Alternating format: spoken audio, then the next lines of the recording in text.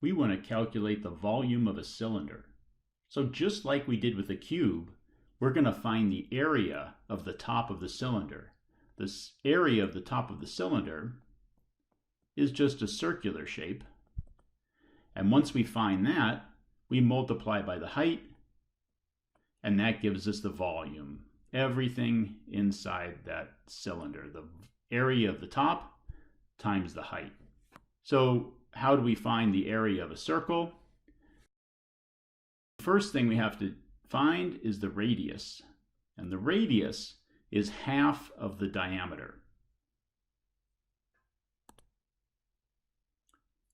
So we measure the diameter. That's a little easier to measure than the radius. And once we have that, we divide it by 2 to give us the radius. Once we have that, we can use our formula for the area of a circle. And that's a special quantity called pi times the radius squared.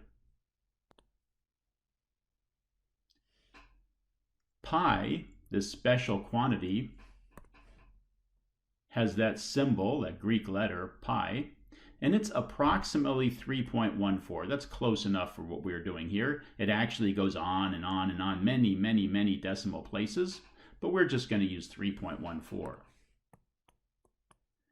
The radius squared is just the radius times itself. The radius times 3.14 is the area of the circle, the top of our cylinder. We can multiply it by the height, and that'll give us the volume. So there's the equation for the volume of a cylinder.